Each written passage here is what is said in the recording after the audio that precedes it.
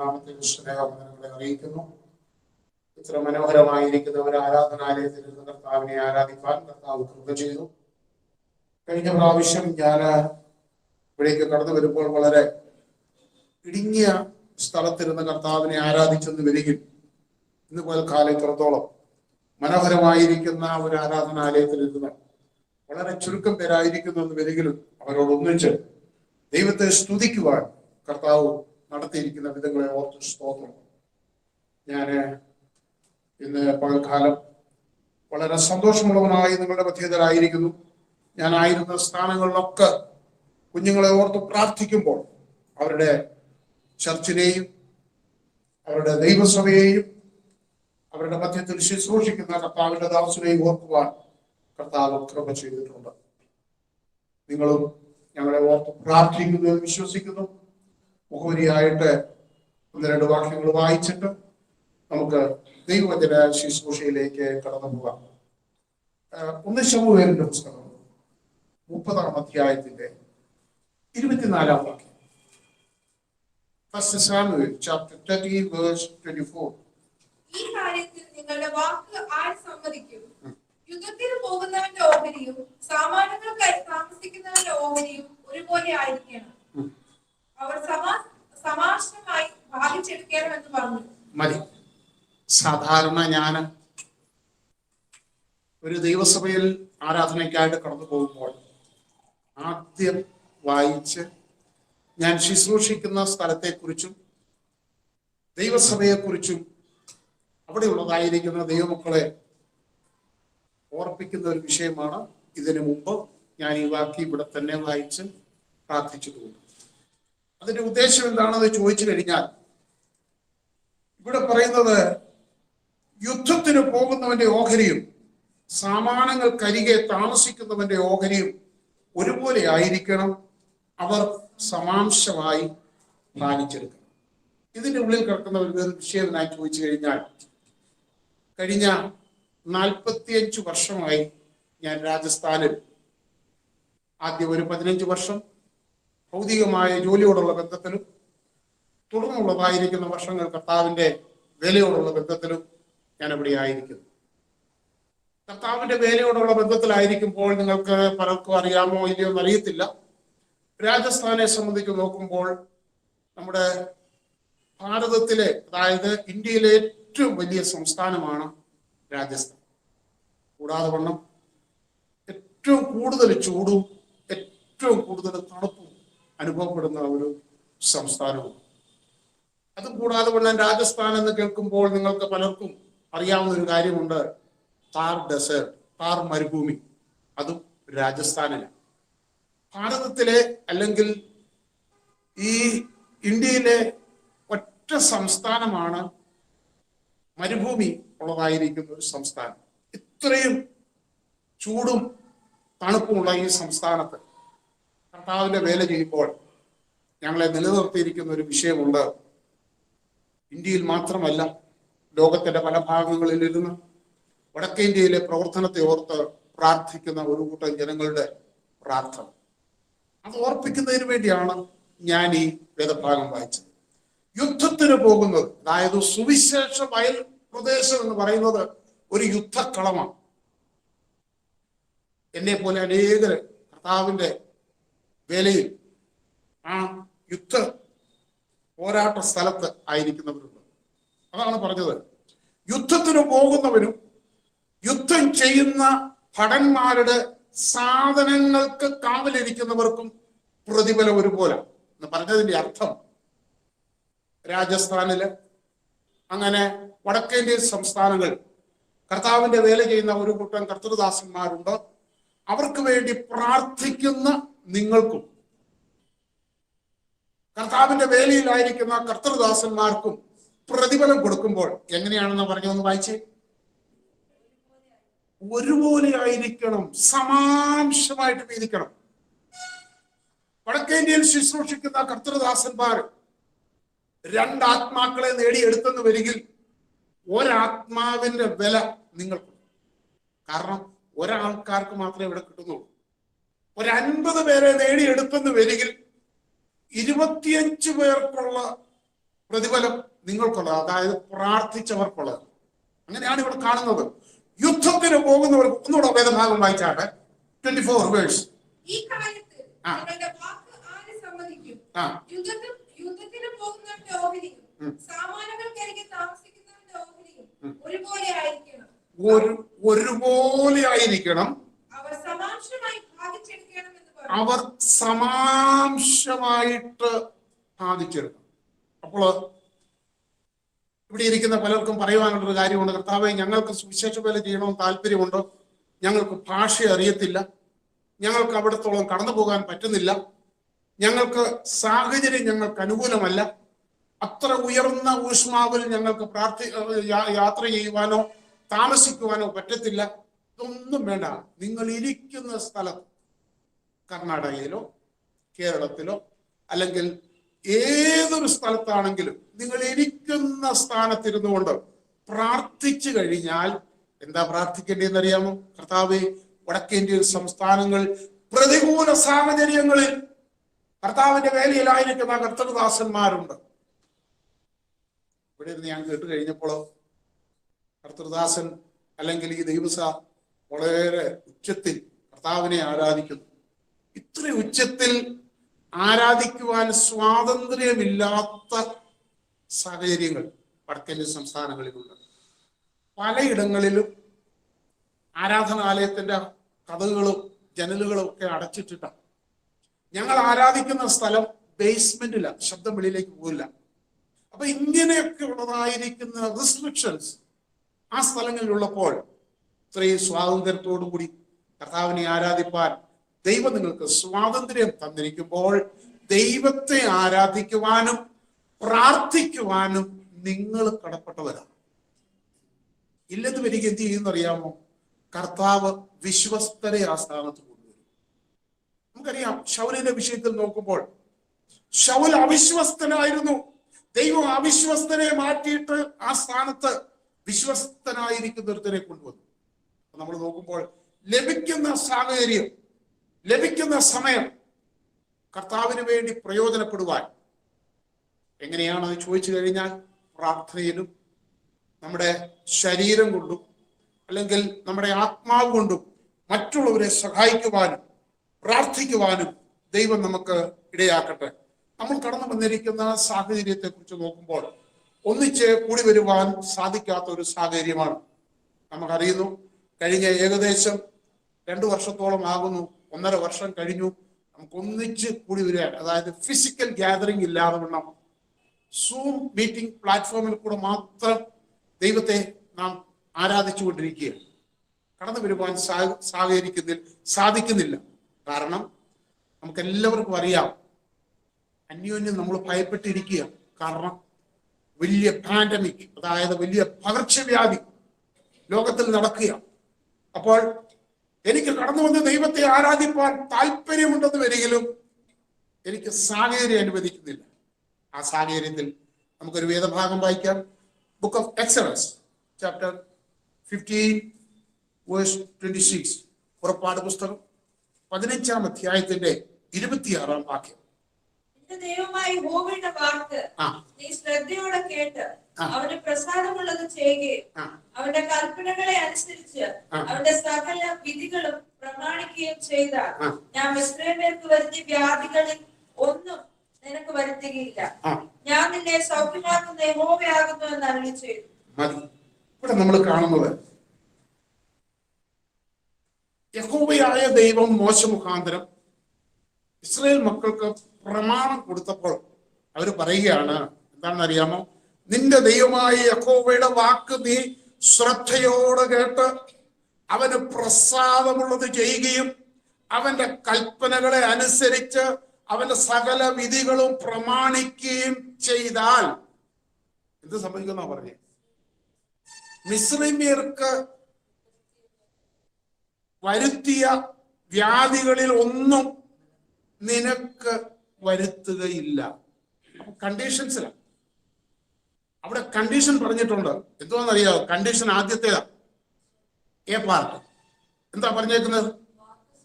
അതെ, അവന്റെ കൽപ്പനകളെ അനുസരിച്ച് നീ ശ്രദ്ധയോടെ അവന് പ്രസാദമുള്ളത് ചെയ്യുകയും പിന്നെ ദൈവത്തിന്റെ സകല വിധികളും പ്രമാണിക്കുകയും ചെയ്താൽ, അതിൽ കണ്ടീഷൻ കൊടുത്തേക്കുക, ചെയ്തില്ലെങ്കിൽ അവർക്ക് സംഭവിച്ചതായിരിക്കുന്ന വിഷയങ്ങളൊക്കെ നിങ്ങൾക്ക് സംഭവിക്കും. അങ്ങനെയാണെന്ന രീതിയിൽ പ്രിയമുള്ളവരെ, കഴിഞ്ഞ നാളുകളെ സംബന്ധിച്ച് നോക്കുമ്പോൾ എണ്ണത്തിൽ ഒന്നുപോലും കുറഞ്ഞു പോകാതെ വണ്ണം ദൈവം നമ്മെ പരിപാലിച്ചു. എണ്ണത്തിൽ ഒന്നുപോലും കുറഞ്ഞു പോകാതെ വണ്ണം ദൈവം നമ്മെ പരിപാലിച്ചത് എന്തുകൊണ്ടാണെന്നറിയാമോ? കർത്താവ് വിശ്വസ്തനാണ്. കർത്താവ് കരുണയുള്ള ദൈവമായതുകൊണ്ട് ദൈവം നമ്മെ പരിപാലിച്ചു. രാജസ്ഥാനിലും കർണാടകയിലും നമ്മുടെ പ്രിയപ്പെട്ടവരായ പലരും കേരളത്തിലുമായിരിക്കുമ്പോൾ ദൈവം കഴിഞ്ഞ നാളുകൾ നടത്തിയ ദൈവം തുടർന്ന് നമ്മെ നടത്തുവാൻ ശക്തനായ ദൈവമാണ്. ഇത് മുഖവര കൊണ്ട് മാത്രം ഞാൻ നിർത്തുകയാണ്. അനേക കാര്യങ്ങളോടൊക്കെ പറയാനുണ്ടെന്ന് ഒരിക്കലും ദൈവം എന്നെ ഏൽപ്പിച്ചിരിക്കുന്ന ഒരു സന്ദേശം, ആ സന്ദേശത്തിലേക്ക് കടന്നു പോകുവാൻ ഞാൻ താല്പര്യപ്പെടുന്നു. അതിനാധാരമായി 1 ശമൂവേലിന്റെ പുസ്തകം 2-ാം അധ്യായത്തിന്റെ 30-ാം വാക്യം, 1 Samuel chapter 2 verse 30. ആകയാൽ ഇസ്രായേലിന്റെ ദൈവമായ യഹോവ ഇപ്രകാരം അരുളിച്ചെയ്യുന്നു, നിന്റെ ഭവനവും നിന്റെ പിതൃഭവനവും നിന്റെ സന്നിധിയിൽ നിത്യം പരിചരിക്കുമെന്ന് ഞാൻ കൽപ്പിച്ചിരിക്കുന്നു നിശ്ചയം. ഇപ്പോൾ യഹോവ അരുളിച്ചെയ്യുന്നത്, അങ്ങനെ ഒരിക്കലും ആകില്ല. എന്നെ മാനിക്കുന്നവരെ ഞാൻ മാനിക്കും, എന്നെ നിന്ദിക്കുന്നവർ നിന്ദിതരാകും. മതി. എന്നെ മാനിക്കുന്നവനെ ഞാൻ മാനിക്കും, എന്നെ നിന്ദിക്കുന്നവൻ നിന്ദിതനായി തീരും. ഇത് യഹോവയായ ദൈവം പുരോഹിതനായിരിക്കുന്ന ഏലിയുടെ ഭവനത്തോട് അരുളി ചെയ്തൊരു വിഷയമാണ്. നമുക്കറിയാം, പഴയ നിയമകാലത്ത്, അതായത് ദൈവം കൊടുത്തിരിക്കുന്ന ആ പൗരോഹിത്യം നിത്യ പൗരോഹിത്യമാണ്. പിതാവിൽ നിന്നും മക്കളിലേക്കും അവരിൽ നിന്നും അവരുടെ തലമുറകളിലേക്കും കൊടുക്കും എന്ന് ദൈവം സത്യം ചെയ്തത്. അതാണ് നമ്മൾ ആദ്യം വായിച്ച് 30-ന്റെ പാർട്ട്. എന്താണെന്ന് അറിയാമോ? ഞാൻ ഇങ്ങനെ സത്യം ചെയ്ത് പറഞ്ഞായിരുന്നു. എന്തുവാ പറഞ്ഞത്? ഒന്നുകൂടെ വായിച്ചേ. നിന്റെ ഭവനവും നിന്റെ പിതൃഭവനവും എന്റെ സന്നിധിയിൽ നിത്യം പരിചരിക്കുമെന്ന് ഞാൻ കൽപ്പിച്ചിരിക്കുന്നു നിശ്ചയം. ഞാൻ ഇങ്ങനൊന്ന് കൽപ്പിച്ചായിരുന്നു, അത് സത്യമായ കാര്യവുമാണ്. പക്ഷെന്ന് വരികിൽ ഇനി എന്തുവാണെന്നാ പറഞ്ഞത്? അങ്ങനെ ഒരിക്കലും സംഭവിക്കത്തില്ല. കാരണം എന്താണെന്ന് അറിയാമോ? അടുത്ത വാക്യം പറഞ്ഞിട്ടുണ്ട്, എന്നെ മാനിക്കുന്നവനെ ഞാൻ മാനിക്കും. അടുത്ത പറയുകയാണ്, എന്നെ നിന്ദിക്കുന്നവൻ നിന്ദിതനായി തീരും. ഏലിയോട് പറഞ്ഞ കാര്യമാണ്. അപ്പം ഇവിടെ നമ്മൾ കാണുന്ന വിഷയം, എന്നെ മാനിക്കുന്നവനെ ഞാൻ മാനിക്കുന്ന ദൈവം. ഈ വിഷയത്തെ കുറിച്ചാണ് ഇന്ന് പകൽക്കാലം അല്പസമയം ചിന്തിക്കുവാൻ താല്പര്യപ്പെടുന്നത്. എന്നെ മാനിക്കുന്നവനെ ഞാൻ മാനിക്കും. നമ്മൾ ലോകത്തെ നോക്കുമ്പോൾ ഈ വേദപുസ്തകത്തിൽ നിന്ന് തന്നെ നമുക്ക് അനേകരെ കുറിച്ച് നമുക്ക് കാണുവാൻ സാധിക്കും. ദൈവത്തെ മാനിച്ചവരെ നമുക്കൊരു വ്യക്തിയെ കുറിച്ച് നോക്കാം. എബ്രായ ലേഖനം, book of Hebrew chapter 13 verse 1. എബ്രായ ലേഖനം 13-ാം അധ്യായത്തിന്റെ 1-ാം വാക്യം. സഹോദരപ്രീതി നിലനിൽക്കട്ടെ, അതിന്റെ സർക്കാരം മറക്കരുത്. അതിനാൽ ചിലർ അറിയാതെ ദൈവദൂതന്മാരെ സൽക്കരിച്ചിട്ടുണ്ടല്ലോ. മതി. അതിനാൽ ചിലർ അറിയാതെ ദൈവദൂതന്മാരെ സൽക്കരിച്ചിട്ടുണ്ടല്ലോ. നമുക്ക് ഈ വേദഭാഗം കേൾക്കുമ്പോൾ തന്നെ അറിയാം, അറിയാതെ ദൈവദൂതന്മാരെ സൽക്കരിച്ച ഒരു വ്യക്തിയാണ് അബ്രഹാം. അബ്രഹാം തന്റെ ഭവനത്തിൽ തന്റെ കൂടാരവാതിൽക്കൽ നിൽക്കുമ്പോൾ 3 പുരുഷന്മാർ അതുവഴി കടന്നു വന്നു. ആ 3 പുരുഷന്മാർ കടന്നു വരുമ്പോൾ അവർ വീട്ടിലേക്ക് വന്നതല്ല, അവർ വരുന്നത് കണ്ടുകൊണ്ട് അബ്രഹാം ഓടിച്ചെന്ന് അവരെ അവരുടെ ഭവനത്തിലേക്ക്, അവന്റെ കൂടാരത്തിലേക്ക് വിളിച്ചത്. മനസ്സിലായില്ലേ? ഈ അബ്രഹാമിനെ നമ്മളെ കൂടെ ഒന്ന് തുലനം ചെയ്താൽ നോക്കണം. അബ്രഹാം എന്ന് പറഞ്ഞത് ആരാണെന്ന് അറിയാമോ? ഒരു വലിയ ധനവാനായിരുന്നു. അവൻ ധനവാനായിരുന്നെന്ന് നമുക്ക് വേദപുസ്തകം ഉടനീളം നമ്മൾ നോക്കുമ്പോൾ അറിയാം. പ്രത്യേകിച്ച് ഉൽപ്പത്തി പുസ്തകം അവന്റെ ഭവനത്തിൽ തന്നെ അഭ്യാസികൾ ഉണ്ടായിരുന്നു. ലോത്തിനെ സോദോം രാജാവും അവിടെയുള്ള രാജാക്കന്മാർ പിടിച്ചുകൊണ്ട് പോയി കഴിഞ്ഞപ്പോൾ അവന്റെ ഭവനത്തിൽ ജനിച്ചു വളർത്തപ്പെട്ട എത്ര പേരെ കൊണ്ടാ പോയത്? ഏകദേശം 300-ൽ പരം അഭ്യാസികളെ കൊണ്ട് അവൻ കടന്നുപോയി. അപ്പൊ ഇത് അഭ്യാസികൾ മാത്രം, അഭ്യാസികളല്ലാത്തൊരു ഇനിയുണ്ട്, ദാസ്യദാസന്മാരുണ്ട്. അതായത് ഒരു 318 അഭ്യാസികള് വീട്ടിൽ വരണമെന്നുണ്ടെങ്കിൽ ഈ അഭ്യാസികൾ ചുമ്മാതൊന്നുമല്ല പോയത്, ആയുധം കൊണ്ടാ പോയത്, യുദ്ധത്തിന് പോയതാ. അപ്പൊ ഈ അഭ്യാസികൾ ജനിച്ച് വളർത്തപ്പെട്ടത് അബ്രഹാമിന്റെ ഭവനത്തിലാണ്. ഇത്രയും പേര് ജീവിക്കുന്ന ഒരു വലിയ കുടുംബമാണ്. അപ്പൊ ഈ കുടുംബത്തെ നയിക്കുന്ന ഒരു വ്യക്തിയാണ് അബ്രഹാം. 3 പേര് വഴിയെ പോയെന്നിട്ട് ആരും വിളിച്ചോണ്ട് വരത്തില്ല. ഇവൻ അത്ര ധനവാനാണെങ്കിലും എത്ര ഉന്നതനാണെങ്കിലും ഇവനൊരു ആർദ്രതയുള്ളൊരു ഹൃദയം ഉണ്ടായിരുന്നു കേട്ടോ. വിശന്നിരിക്കുന്നവർക്ക് ഭക്ഷണം കൊടുക്കണം. അതായത് നമ്മൾ വായിച്ച വേദഭാഗം ഇതാണെന്നറിയാമോ? സഹോദര പ്രീതി നിലനിൽക്കട്ടെ, അതിഥി സൽക്കാരം മറക്കരുത്. അബ്രഹാം അത് പഠിച്ചു. അതിഥികളെ സൽക്കരിക്കണം. ഓടിച്ചെന്ന് എന്ത് ചെയ്തെന്നറിയാം? ആദ്യം നിലം വരെ കുനിഞ്ഞ് അവരെ നമസ്കരിച്ചു. എന്നിട്ട് പറഞ്ഞത്, എന്റെ വീട്ടിലേക്കൊന്ന് കടന്നു വരണം. ഞാനൊന്നും അല്ലോടെ പറഞ്ഞത്, അടിയന്റെ ഭവനത്തിലേക്ക് കടന്നു വരണം. നിങ്ങൾക്ക് സമ്മതമാണെന്ന് വരികിൽ ഒരു കഷണം അപ്പം ഭക്ഷിച്ചിട്ട് നിങ്ങൾക്ക് മടങ്ങിപ്പോകാം. ഇതിനായിട്ടല്ലേ നിങ്ങൾ ഇതുവഴി വന്നത്? എത്ര സൗമ്യതയോടെ സംസാരിക്കുന്ന അബ്രഹാം, എത്ര ആർദ്രതയോടെ, എത്ര താഴ്മയോടെ. അപ്പൊ നമ്മൾ നോക്കണം, അബ്രഹാമിന്റെ പൊസിഷൻ നോക്കണം. കേവല അഭ്യാസികളും മാത്രമാണ് ഈ 300-ൽ പരം അഭ്യാസികൾ. അവൻ യുദ്ധത്തിന് പോയി, യുദ്ധം ചെയ്തു വന്നു കഴിഞ്ഞപ്പോൾ അവൻ കിട്ടിയത് മുഴുവനും അതിന് ദശാംശം അവിടുത്തെ പുരോഹിതന്, ശാലേം രാജാവിന്, മൽക്കിസദേക്കിന് കൊടുത്തതാണ്. മനസ്സിലായില്ലേ? അപ്പൊ ഇങ്ങനൊരു ഉയർന്ന ഒരു ജീവിതാനുഭവമുള്ള അബ്രഹാം എന്ത് ചെയ്യുന്നറിയാമോ? നിലം വരെ കുനിഞ്ഞ് ഗസ്റ്റിനെ സൽക്കരിച്ച് വിളിച്ചുകൊണ്ട് ഭവനത്തിൽ വന്നു. ഇത് നമുക്കൊക്കെ അറിയാവുന്ന വിഷയമാണ്. പക്ഷെങ്കിൽ ഒരു മെസ്സേജ് നിങ്ങളോട് പറയാനായി ഇതെല്ലാം മുഖവരിയായിട്ട് പറയുന്നു. അപ്പം വീട്ടിലേക്ക് വിളിച്ചുകൊണ്ട് വന്നിട്ട് ഉൽപ്പത്തി പുസ്തകം 18-ാം അധ്യായത്തിന്റെ 6-ാം വാക്യത്തിൽ നിന്ന് വായിച്ച്. Book of Genesis chapter 18 verse 6. Abraham ബന്ധപ്പെട്ട് കൂടാരത്തിൽ സാറയുടെ അടുക്കൽ ചെന്നു. ഈ ക്ഷണത്തിൽ 3 ഇടങ്ങഴി മാവ് എടുത്തു കുഴച്ച് അപ്പം ഉണ്ടാക്കുക എന്ന് പറഞ്ഞു. മതി, അവിടെ പോകരുത്, താഴ്ത്ത് വായിക്കണം.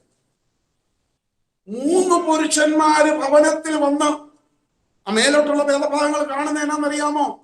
ഒരു കഷണം അപ്പം ഉണ്ടാക്കാൻ എത്ര ഇടങ്ങഴി മാവാ എടുത്ത്? 3 ഇടങ്ങഴി മാവ്. എത്ര പേർക്കാ? 3 പേർക്ക് 3 ഇടങ്ങഴി മാവ്. അപ്പം ഒരാൾക്ക് ലഭിക്കുന്ന അപ്പം എന്ന് പറഞ്ഞു കഴിഞ്ഞാൽ ഇടങ്ങഴി മാവിന്റെ അപ്പം. അതാണ് ഒരു കഷണം അപ്പം. ഒരു കഷണം അപ്പം ഉണ്ടാക്കാൻ പറഞ്ഞ് പിടിച്ചുകൊണ്ട് വന്നിട്ട് ഒരിടങ്ങഴി മാവ് എടുത്ത് കുഴച്ച് പറഞ്ഞിട്ട് പോന്നതേ ഉള്ളൂ. കൂടാരത്തിലോട്ട് ചെന്നിട്ട് പറഞ്ഞു. പിന്നെ തൊഴുത്തിൽ ചെന്നിട്ട് അവിടെ നിന്ന് വായിച്ച്, താട്ട് വായിച്ച്. അബ്രഹാം പശുക്കൂട്ടത്തിൽ ഓടിച്ചെന്ന് ഇളയതും നല്ലതുമായ ഒരു കാളക്കുട്ടിയെ പിടിച്ച് ഒരു ബാല്യക്കാരന്റെ പക്കൽ കൊടുത്തു. അവൻ അതിനെ ക്ഷണത്തിൽ പാകം ചെയ്തു. കണ്ടോ? ഓടി അങ്ങോട്ട് ചെന്ന് അവിടെ കാണുന്നത് ചാകാൻ പോകുന്നതിന്, കൊള്ളാത്തതിനെയും ഉപയോഗമില്ലാത്തതിനെയും നല്ല പറഞ്ഞേക്കുന്നത്, ഇളയതും നല്ലതിനെയും ദൈവത്തിന് കൊണ്ടപ്പോൾ. മനസ്സിലായില്ലേ? ദൈവത്തെ മാനിക്കുന്നവനെ കാര്യമായി പറഞ്ഞു വരുന്നത്. അവൻ ഓടി ചെന്നിട്ട് തൊഴുത്തിൽ ചെന്ന് ഇളയതും നല്ലതും അതിനകത്തുള്ളിൽ ഏറ്റവും മെച്ചമായതിനെ കൊണ്ടുവന്ന് ബാല്യക്കാരൻ്റെ കൊടുത്തു. ബാല്യക്കാരനെ വിട്ടു കഴിഞ്ഞാൽ തെരഞ്ഞെടുപ്പ് പറ്റത്തില്ല കേട്ടോ. ഇവൻ തന്നെ തെരഞ്ഞെടുത്ത് അങ്ങോട്ട് കൊടുത്തു. എടുത്തിട്ട് പറഞ്ഞു, ഇതിനെ പെട്ടെന്ന് തയ്യാറാക്കി കൊണ്ടുവരാൻ. ബാല്യക്കാരൻ എങ്ങനെയാ ചെയ്തത്? എത്ര സമയം എടുത്തുന്ന? ക്ഷണത്തിൽ, പെട്ടെന്ന്. കാരണം വന്നേക്കുന്നവർക്ക് സമയമില്ല. അവര് നേരത്തെ അറിയിച്ചിട്ട് വന്നതല്ല. പെട്ടെന്ന് അവർക്ക് ആഹാരം കൊടുക്കണം. പെട്ടെന്ന് ക്ഷണത്തിൽ തയ്യാറാക്കി ആഹാരം കൊടുത്തു കഴിഞ്ഞിട്ട് ഇവര് മുമ്പോട്ട് പോയി. ഇനി നമുക്ക് ഇതിൽ നിന്ന് നോക്കാം. വർഷങ്ങൾ പലത് കഴിഞ്ഞു കേട്ടോ. പല വർഷങ്ങൾ കഴിഞ്ഞു. പുറപ്പാട് പുസ്തകത്തിലേക്ക് ഒന്ന് കടന്നു വരുമ്പോൾ കാണുന്നുണ്ട്.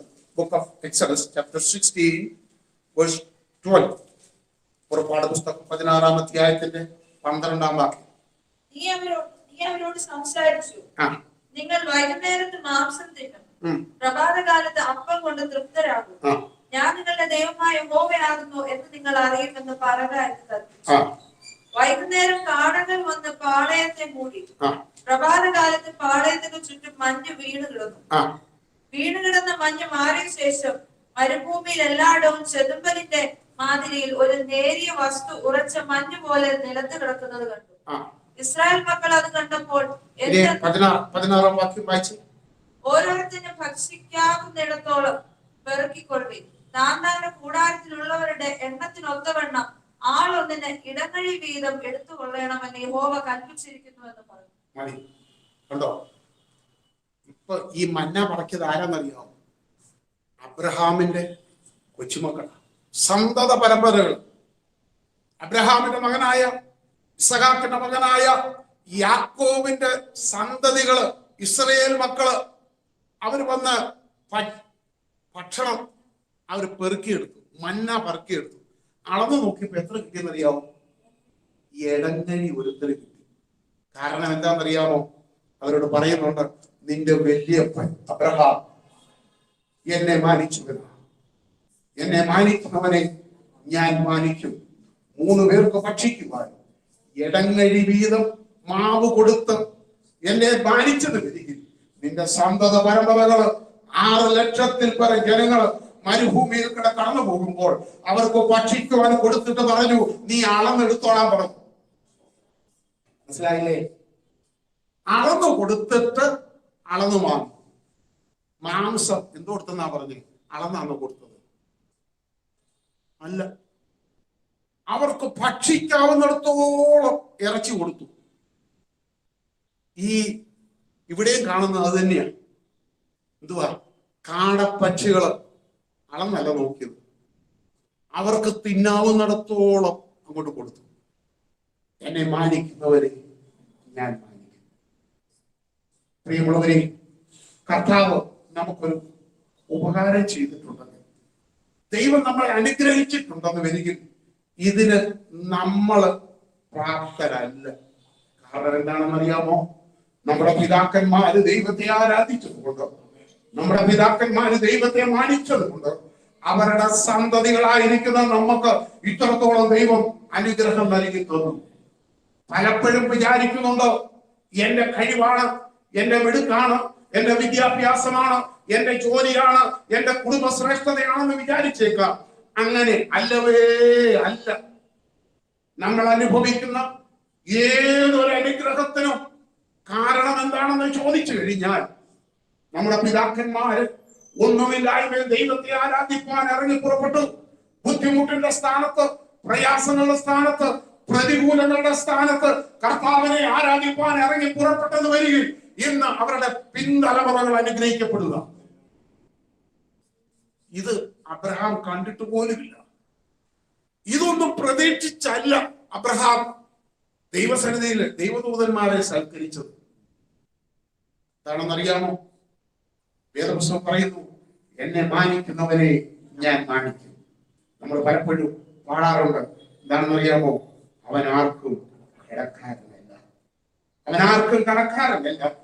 ദൈവത്തിന് വേണ്ടി നീ പ്രവർത്തിച്ചെന്ന് വരികിൽ വർഷങ്ങൾ കഴിഞ്ഞു പോയാൽ, നിന്റെ പിൻതലമുറയുടെ കാലത്താണെങ്കിലും നീ ചെയ്തത് മറന്നു കളയുവാൻ അവൻ അനീതിയുള്ള ദൈവമല്ല, കർത്താവിനെ പരിപാലിക്കുന്ന ദൈവം.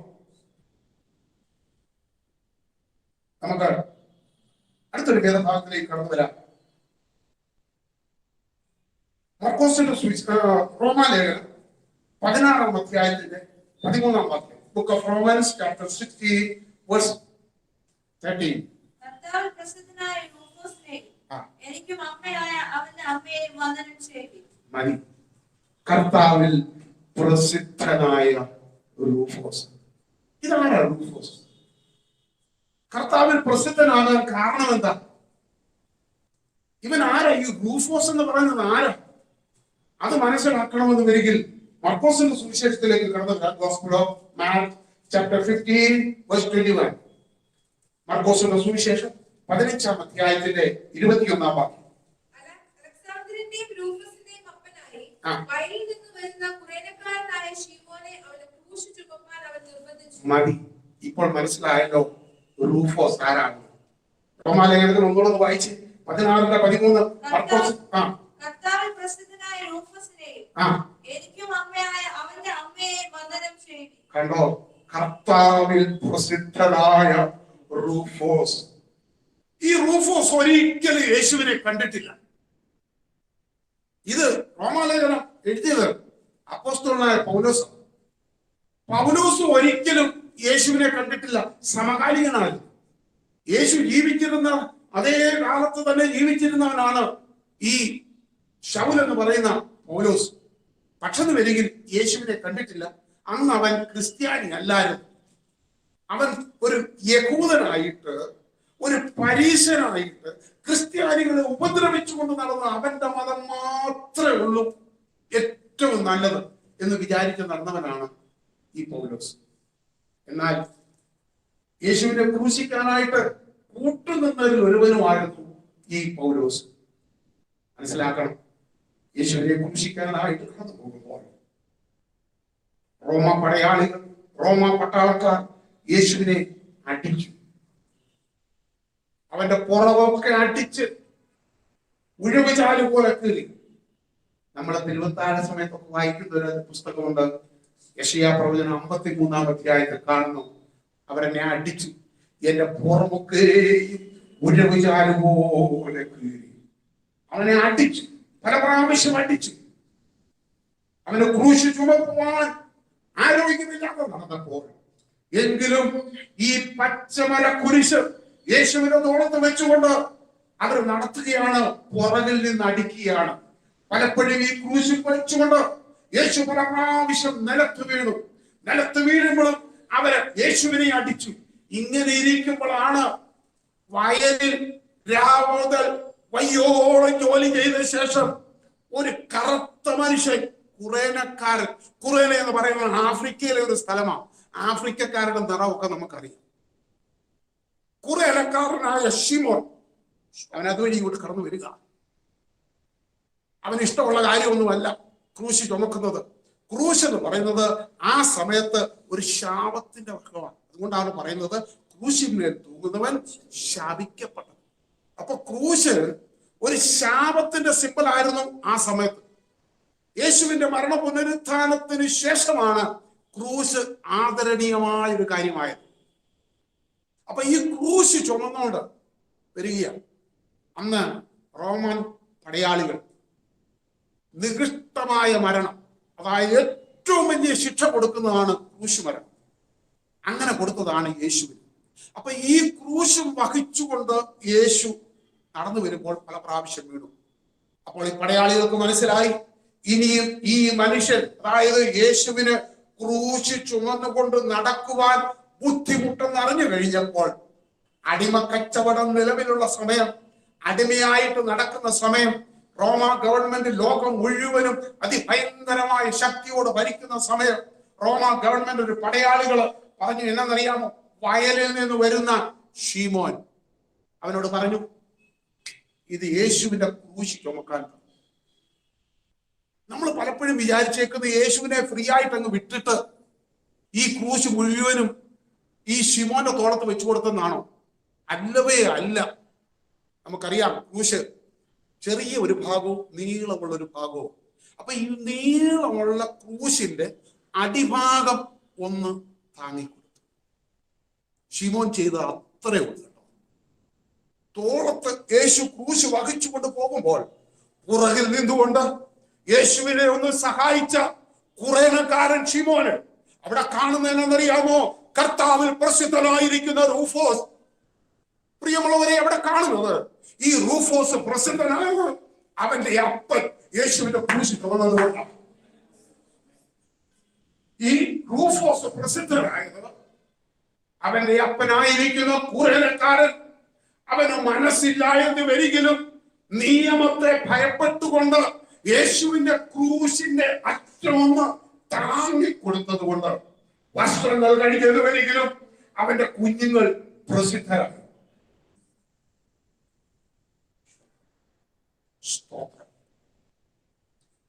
ഈ കുറേനക്കാരനെ കുറിച്ച് ഒന്ന് ചോദിച്ചാലോ? അപ്പൻ വയലിൽ പോയേക്കുകയാണ്. കടന്നു വന്നിട്ട് കിട്ടിയതായിരിക്കുന്ന മസ്ദൂരി, അതായത് ശമ്പളം അല്ലെ പേയ്മെന്റ്, ഡെയിലി വേവ്സ് ആയിരിക്കാം.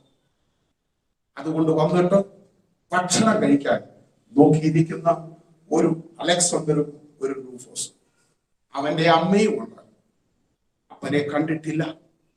വൈകിട്ട് ഭവനത്തിലേക്ക് കടന്നു വന്നു കഴിഞ്ഞപ്പോൾ ദേഹത്ത് ചോരത്തുള്ളികളാൽ അവന്റെ വസ്ത്രമൊക്കെ നനഞ്ഞിരിക്കുമ്പോൾ അപ്പനും മക്കളും അമ്മയെ ചോദിക്കുന്നത് പറ്റി. അവർ പറയുന്നുണ്ട്, നേരത്തെ വരേണ്ടതായിരുന്നു, ഇതുപോലൊരു സംഭവം നടന്നു, എനിക്കത് ചെയ്യാതിരിക്കാൻ പറ്റത്തില്ല.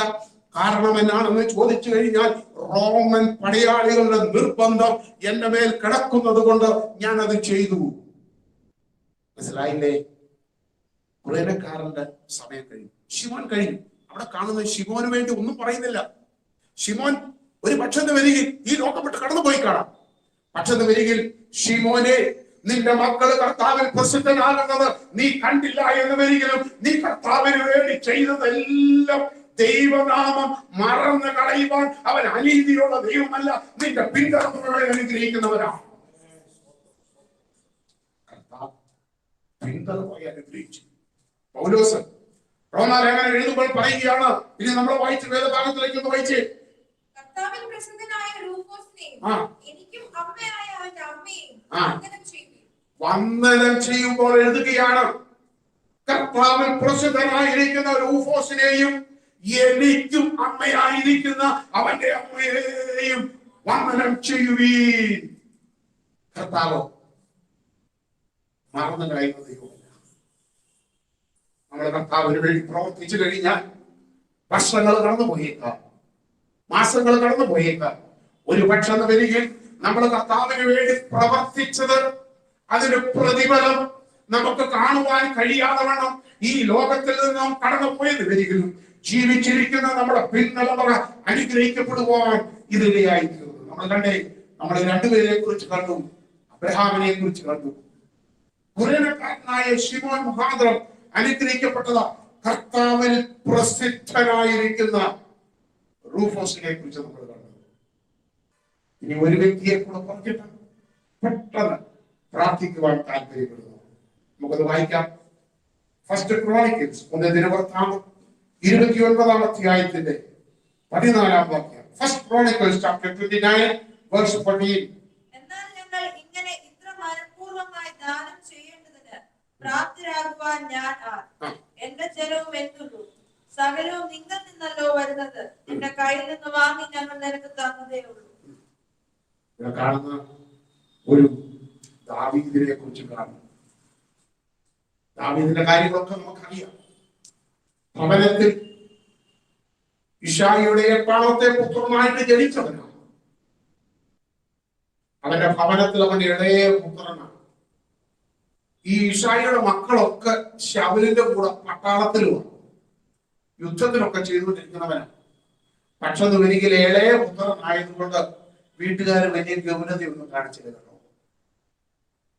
അവനെ കൊള്ളത്തില്ല, പട്ടാളത്തിൽ ഇവനെ കൊള്ളത്തില്ല. പട്ടാളത്തിലോട്ടൊക്കെ പോകണമെന്നൊരിക്കൽ അവരെ കുറച്ച് തടിമെടുക്കും കാര്യങ്ങളും ഒക്കെ വേണം. പക്ഷെ ഒരിക്കൽ അവരവരെ തള്ളി. വീട്ടിലൊരു വലിയ സംഗതി, വലിയൊരു കാര്യം നടക്കുക, ഫംഗ്ഷൻ നടക്കുക. അവിടെ വരുമ്പോഴും എന്തുവാണെന്നറിയാമോ? ഇശായിയുടെ ഭവനത്തിൽ നിന്നും ഒരു രാജാവിനെ തെരഞ്ഞെടുക്കണം. 7 പേരും വന്നു. ഈശായിയുണ്ട്, ദാവീദിന്റെ അമ്മയുമുണ്ട്. ആ കുടുംബത്തിലുള്ള എല്ലാവരും കടന്നു വന്നു. ശമൂവേൽ തൈലപാത്രവുമായിട്ട് അവിടെ കടന്നു വന്നിട്ടുണ്ട്. എന്തുവെന്നറിയാമോ? യഹോവയായ ദൈവം പറഞ്ഞത്, യിശായിയുടെ ഭവനത്തിൽ ഞാൻ ഒരു രാജാവിനെ കണ്ടിട്ടുണ്ട്, നീ അവിടേക്ക് പോകണം. തൈലപാത്രവുമായിട്ട് കടന്നുപോയി നീ രാജാവിനെ അഭിഷേകം ചെയ്യണം. അങ്ങോട്ട് വിട്ടതാ. മനസ്സിലായില്ലയോ? 7 പേരെ അഭിഷേകം ചെയ്യാം എന്ന് പറഞ്ഞപ്പോൾ യഹോവയായ ദൈവം പറഞ്ഞു, അവന്റെ മുഖമോ പൊക്കമോ വണ്ണമോ അവരുള്ളതൊന്നും നോക്കണ്ട, മനുഷ്യര് പുറമേ ഉള്ളതിനെ നോക്കുന്നു, യഹോവയോ ഹൃദയങ്ങളെ തൂക്കി നോക്കുന്നു. അതുകൊണ്ട് ഞാൻ അവനെ തള്ളിയിരിക്കുന്നതാണ്. മനസ്സിലായില്ലയോ? രാജാവിനെ അഭിഷേകം ചെയ്യാൻ കടന്നുപോയ ശമൂവേൽ കൺഫ്യൂഷനിലായി. അവൻ അറിയത്തില്ല, അവൻ എന്തോ സംഭവിച്ചെന്ന് അറിയത്തില്ല. അവൻ ചോദിക്കുന്ന ഒരു വിഷയമുണ്ട്. എന്നാന്നറിയാമോ? നിന്റെ മക്കളെല്ലാം വിവാഹമോ? യിശായി പറയുന്ന ഒരുത്തനുണ്ട്, അവൻ ഇളയവനാണ്, അവൻ വയലിൽ വനാന്തരങ്ങളിൽ ആടുമേയിക്കുന്നവനാണ്. ഇതിനകത്തും നമ്മൾ മനസ്സിലാക്കുന്ന ഒരു കാര്യം എന്താണെന്നറിയാമോ? വീട്ടിലൊരു വലിയ സംഗതി നടക്കുക, വലിയൊരു ഫങ്ഷൻസ് നടക്കുക. യിശായിയുടെ കുടുംബക്കാരെല്ലാം വന്നിട്ടുണ്ട്, ദാവീദിന്റെ ജ്യേഷ്ഠന്മാരെല്ലാം വന്നിട്ടുണ്ട്. അതിനകത്തു നിന്നും ഒരുവരെ തിരഞ്ഞെടുക്കേണ്ടതാണ്. വീട്ടിലൊരു ഫങ്ഷൻ നടക്കുമ്പോൾ എല്ലാരെയും കൂട്ടി വരുത്തിയില്ലെങ്കിൽ നമ്മളൊന്ന് നോക്കണം. നമ്മളോടുള്ള ബന്ധത്തിൽ തന്നെയായിക്കോട്ടെ, വേറെ ആരും നോക്കണം. നമ്മുടെ ഭവനത്തിൽ നമ്മുടെ പപ്പായും മമ്മിയും നമ്മുടെ സഹോദരങ്ങളെല്ലാം കൂടിയിട്ടുണ്ട്. നമ്മൾ ബാംഗ്ലൂരിൽ ഇരിക്കുക, നമ്മളെ അറിയിച്ചില്ല എന്ന് വരികയും നമുക്കുള്ളതായിരിക്കുന്ന ഫീലിങ്സ് എന്താ? അയ്യോ, ചോദിക്കും, മമ്മിയുടെ അടുത്ത് പരാതി പറയും, മമ്മി എന്നോടൊരു വാക്ക് ചോദിച്ചില്ല, എന്നെ ഒന്ന് അറിയിച്ചില്ലല്ലോ. ഇല്ലേ? ഇത് തന്നെ ഫീലിങ്സ് ദാവീദിനുണ്ടാകാം. 27-ാം സങ്കീർത്തനത്തിൽ 10-ാം വാക്യത്തിൽ കാണുന്നുണ്ട്. ഒന്ന് വായിച്ചേ, എന്താണെന്ന് അവിടെ കാണുന്നത്? സങ്കീർത്തനം 27-ന്റെ 10.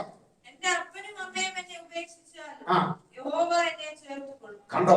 എന്റെ അപ്പനും അമ്മയും എന്നെ ഉപേക്ഷിച്ചിരിക്കുന്നു, എങ്കിലും യഹോവ എന്നെ ചേർത്തുകൊള്ളും. വീട്ടിൽ ഭവനത്തിൽ ഒരു വലിയ ഉത്സവം നടക്കുകയാണ്. അവിടെ വലിയൊരു കാര്യങ്ങൾ നടക്കുകയാണ്. ഗസ്റ്റായിട്ട് പുരോഹിതനായിരിക്കുന്ന ശമൂവേൽ കടന്നു വന്നിട്ടുണ്ട്. എന്റെ മാതാപിതാക്കളുണ്ട്, എന്റെ ജ്യേഷ്ഠന്മാരുണ്ട്. എല്ലാം പ്രീ പ്ലാൻഡ്, നേരത്തെ തീരുമാനിച്ചതാ. അല്ലെങ്കിൽ ഈ ജ്യേഷ്ഠന്മാരെല്ലാരും കൂടെ അവിടെ വരത്തില്ല. എല്ലാരും അവിടെ വന്നിട്ടുണ്ട്. കാര്യമായിട്ട് ആഹാരവും വലിയ ഉത്സവം പോലെ കാര്യങ്ങൾ നടക്കുക. പക്ഷെ വരികയിൽ ദാവീദിന് പറയുവാനുള്ളൊരു കാര്യമുണ്ട്. എന്റെ അപ്പനും അമ്മയും എന്നെ ഉപേക്ഷിച്ചിരിക്കുന്നു. എന്റെ വീട്ടിൽ ഒരു വലിയ സംഗതി നടക്കുമ്പോൾ, വലിയ സന്തോഷം നടക്കുമ്പോൾ, വലിയൊരു ഫംഗ്ഷൻ നടക്കുമ്പോൾ, വലിയൊരു ഉത്സവം നടക്കുമ്പോൾ എന്നെ എന്റെ അപ്പനും അമ്മയും മറന്നെന്ന് വരികിൽ എന്നെ മറക്കാത്തൊരു കർത്താവ്.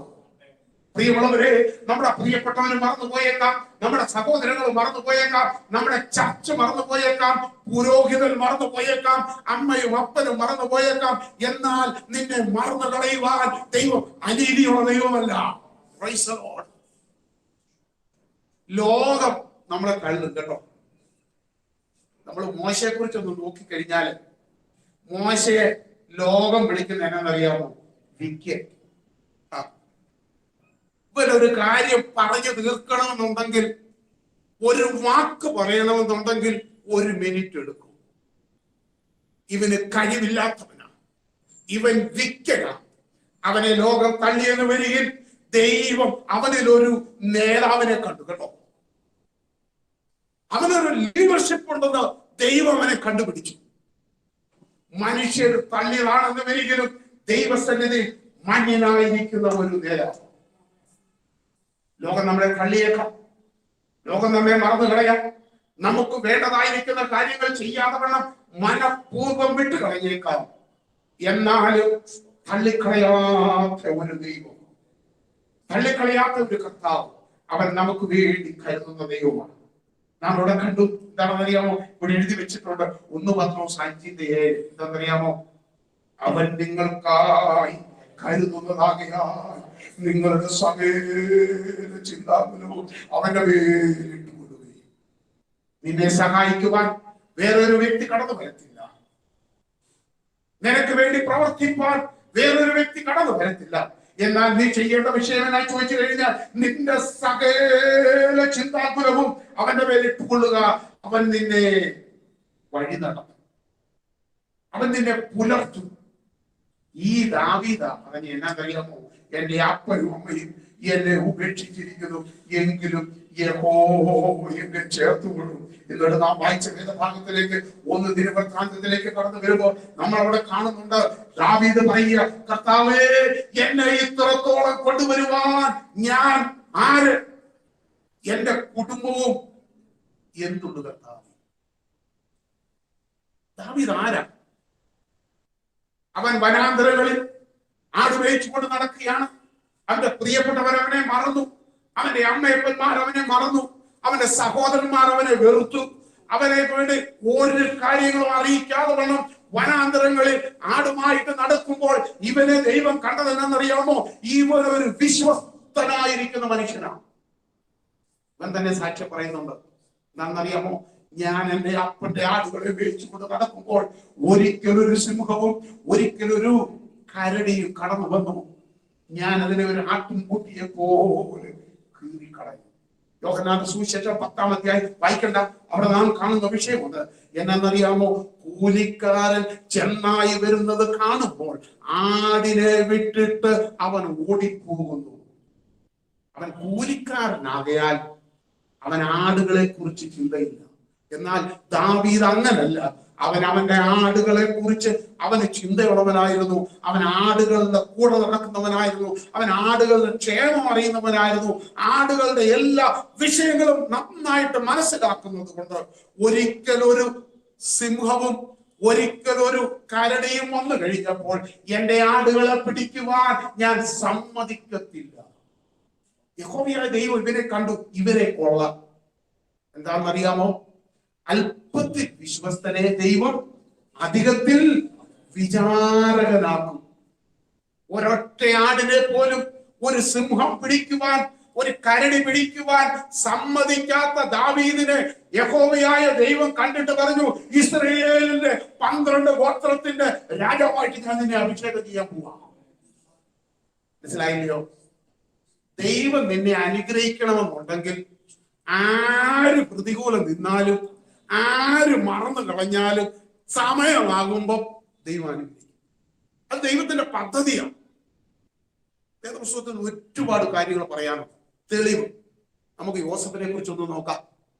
അവന്റെ 17-ാമത്തെ വയസ്സിൽ ഇവൻ സഹോദരന്മാരുടെ ക്ഷേമം അന്വേഷിക്കാൻ പോയതാണ്.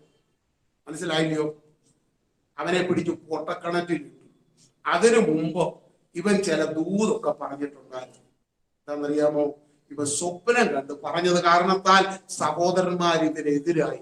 ഇവനെ പിടിച്ച് കിണറ്റിലിടുമ്പോഴും പറയുന്നുണ്ട്, നമുക്ക് ഇവനെ കൊന്നുകളയാൻ, ഇവന്റെ സ്വപ്നം എന്താകും എന്നൊന്ന് നോക്കാം. മനസ്സിലായില്ലേ? ഇവനെ പിടിച്ച് പൊട്ടക്കിണറ്റിലിട്ടു. അവിടെ ദൈവം പോയ വഴികളൊക്കെ നമുക്കറിയാം. സമയമില്ലാത്തതുകൊണ്ട് ആ വേദഭാഗങ്ങളൊന്നും പോകുന്നില്ല. ഇവൻ അവിടെ പോയി. ഇവൻ പൊട്ടക്കിണറ്റിൽ കിടന്നപ്പോ പിശാച് പറഞ്ഞു കാണും, യോസേഫേ നിന്റെ സ്വപ്നം എന്തോ ആയതാണ്. അവിടുന്ന് പൊത്തിപ്പേരുടെ ഭവനത്തിൽ വന്നു കഴിഞ്ഞപ്പോഴും പിശാച് പറഞ്ഞു, നിന്റെ സ്വപ്നം പോയി. അവിടുന്ന് കാരാഗ്രഹത്തിൽ വന്നപ്പോ പറഞ്ഞു, നീ ഇനി ഇവിടുന്ന് വെട്ടം കാണത്തില്ല. മനസ്സിലായില്ലയോ? വേദപുസ്തകത്തെ കുറിച്ച് നോക്കുമ്പോൾ, വേദഭാഗങ്ങളൊക്കെ നോക്കുമ്പോൾ, ഉൽപ്പത്തി പുസ്തകം നോക്കുമ്പോൾ നമുക്കറിയാം. എന്നാന്നറിയാമോ? യഹോവയായ ദൈവം യോസേഫിന്റെ കൂടെ കാരാഗ്രഹത്തിൽ വന്നു. കേട്ടല്ലോ? ദൈവം ഇതിന്റെ കാരാഗ്രഹത്തിലാണെന്ന് വരികിൽ യഹോവയായ ദൈവം അവിടെ കടന്നു വരും. അവിടെ കാണുന്നത് കാരാഗ്രഹ പ്രമാണിക്ക് യോസേഫിനോട് അലിവ് തോന്നിയത്. ദൈവം തോന്നിച്ചെന്ന്. മനസ്സിലായില്ലയോ? പ്രതികൂല സാഹചര്യങ്ങൾ കടന്നു വരുമ്പോൾ സാത്താൻ പറയും, നിന്റെ സ്വപ്നം ഇവിടെ അസ്തമിച്ചു, നിന്റെ കാര്യങ്ങൾ ഇവിടെ തീർന്നു, നീ ഇനി മുമ്പോട്ട് പോകത്തില്ല, നീ വെട്ടം കാണത്തില്ല എന്നൊക്കെ വിചാരിച്ചേക്കാം. എന്നാൽ തക്ക സമയമായപ്പോൾ ദേശത്തിന്റെ രാജാവിനെ ദൈവം ഉണർത്തി. കേട്ടോ? അതിനു മുമ്പ് ഒരു പുള്ളിയോട് പറഞ്ഞു വിട്ടായിരുന്നു. എന്തുവാ? പാനപാപ്രവാഹനോട്, നീ രാജാവിന്റെ അടുത്ത് എന്റെ കാര്യം കൂടെ ഒന്ന് പറയണം കേട്ടോ, എന്നെ ഇവിടെ നിന്ന് പ്രമോഷൻ തരണം, ഞാൻ ഇവിടെ വന്നേക്കുന്നത് ഞാൻ നിരപരാധിയാ, നീ ഒന്ന് പറയണേന്ന് പറഞ്ഞു. പക്ഷത് വരി അവൻ എന്തോർത്തെന്നറിയാവോ? യോസേഫിനെ മറന്നു കളഞ്ഞു.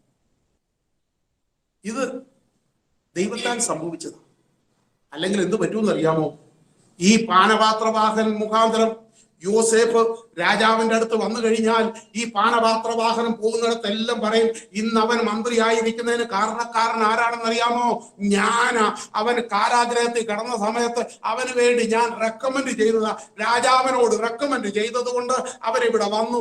അവന് വന്നു കഴിയുമ്പോ പിന്നെ ഈ യോസേഫിന് ഈ പാനപാത്രവാഹനുമായിട്ട് ചില കമ്മിറ്റ്മെന്റ് ഉണ്ടാവും. കാരണം ഇവരെ കയറ്റി വെച്ചത് കൊണ്ട് ദൈവം അത് ആഗ്രഹിക്കുന്നില്ല. അതുകൊണ്ട് എന്ത് പറ്റുന്നറിയാമോ? നിനക്ക് വേണ്ടി സംസാരിക്കാതിരിക്കുവാൻ യഹോവയായ ദൈവം പാനപാത്രവാഹനെ അങ്ങ് മറന്നു കൊടുത്തു. സമയം വന്നു കഴിഞ്ഞപ്പോൾ കാരാഗ്രഹത്തിന് ഇവനെ അടക്കി വെക്കാൻ സാധിക്കത്തില്ല.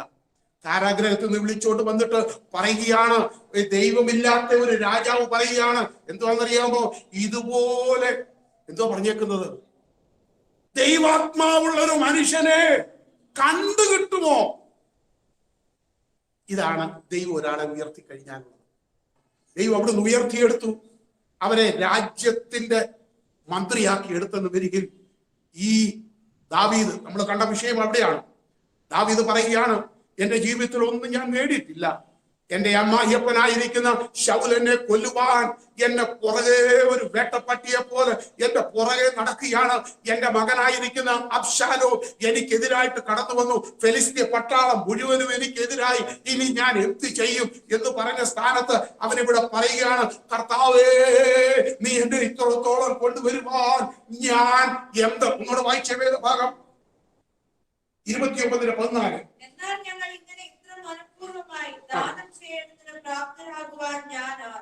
കർത്താവേ, ഞാൻ ഇത്രത്തോളം മനഃപൂർവ്വമായിട്ട് ദാനം ചെയ്യുവാൻ പ്രാപ്തനാകുവാൻ ഞാൻ ആര്? അവരൊരു വലിയ ആലയം പണിയുവാനുള്ള എല്ലാ കാര്യങ്ങളും ക്രമീകരിച്ചു വെച്ചു കേട്ടോ.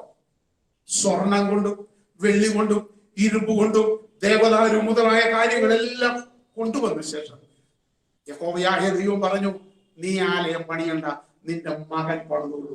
ഇവനൊരു സപ്പോർട്ട് കൊടുത്തതേ ഉള്ളൂ. എന്നിട്ട് പറയുകയാണ്, കർത്താവേ, ഇത്രത്തോളം നീ എന്നെ കൊണ്ടുവരുവാൻ ഞാൻ ആര്?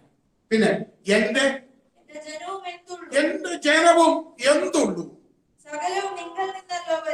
കർത്താവേ, സകലതും നിങ്ങൾ നിന്നാണ് കടന്നു വരുന്നത്. നമ്മൾ അനുഭവിക്കുന്ന സകല അനുഭവങ്ങളും സകല അനുഗ്രഹങ്ങളും നൽകി തരുന്ന ഒരു കർത്താവ്. ആ കർത്താവിനെ നമ്മൾ കണ്ടുമുട്ടിയതാണ് നമ്മുടെ ജീവിതത്തിന്റെ വലിയ അനുഗ്രഹങ്ങളാണ്. നമുക്ക് ഒരു മിനിറ്റ് നമുക്കൊന്ന് പാടുവാൻ സാധിക്കുമോ? അവനാർക്കും കടക്കാരനല്ല, അവനാർക്കും ബാധ്യതയല്ല, അവനൊപ്പം പറയാനില്ല, അവനെ പോലാരില്ല, അവനാർക്കും കടക്കാരനല്ല, അവനാർക്കും ബാധ്യതയല്ല, അവനൊപ്പം പറയാനില്ല, അവനെ പോലാരില്ല.